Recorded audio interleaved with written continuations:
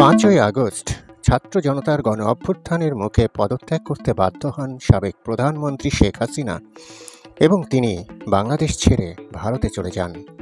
তারপর সেনাবাহিনীর নেতৃত্বে একটি অন্তর্বর্তীকালীন সরকার গঠন করা হয়, যার প্রধান উপদেষ্টা হিসেবে দায়িত্ব নেন ডক্টর মোহাম্মদ ইউনূস, যার সুনাম রয়েছে সারা বিশ্ব জুড়ে, যিনি একজন নোবেল প্রাইজ জয়ী। অর্থনীতিতে, শান্তিতে তিনি নোবেল পেয়েছেন।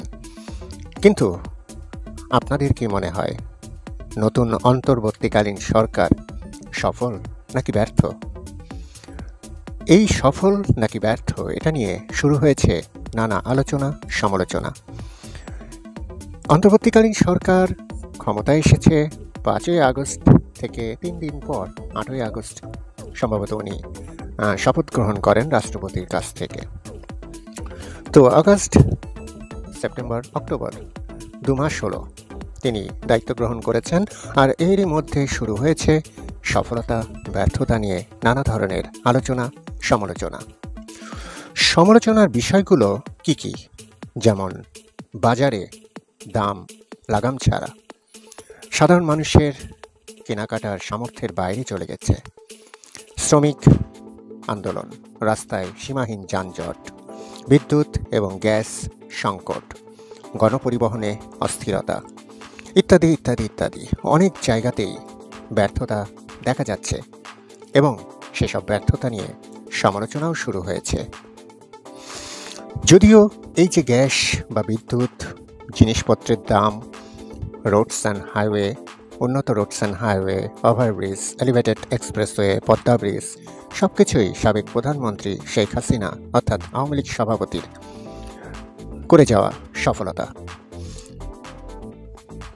এখানেই শেষ নয়, সমালোচনা আরও আছে, যেমন আইন শৃঙ্খলার অবনতি নিয়ে, যেখানে পাহাড়ে দাঙ্গা ১৪৪ ধারা পর্যন্ত জারি করতে হয়েছে আইন শৃঙ্খলা বাহিনীকে।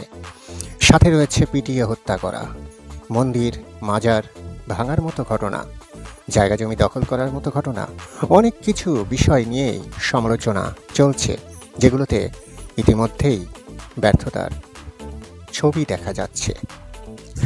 তাছাড়াও শ্রমিক আন্দোলনের মধ্যেও প্রাণহানির ঘটনা, আর দেশ জুড়ে নানা দাবির লক্ষ্যে আন্দোলন তো লেগেই আছে, বিক্ষোভ সমাবেশ, রোডস ব্লকেট, বিভিন্ন ধরনের দাবি দাওয়া আদায়ের জন্য এবং বিভিন্ন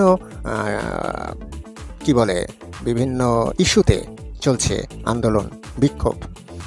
এগুলো ঠেকানো বা এগুলোর প্রতি কন্ট্রোল বা নিয়ন্ত্রণ করা এখনও সেইভাবে ছবি ফুটে ওঠেনি অন্তর্বর্তীকালীন সরকারের। আর এই সব বিষয় নিয়েই অনেকটাই অস্বস্তিতে ভুগছেন অন্তর্বর্তীকালীন সরকার। বিব্রতকর পরিস্থিতি বলতে পারেন, বিব্রতকর পরিস্থিতিতেই পড়েছেন অন্তর্বর্তী সরকার।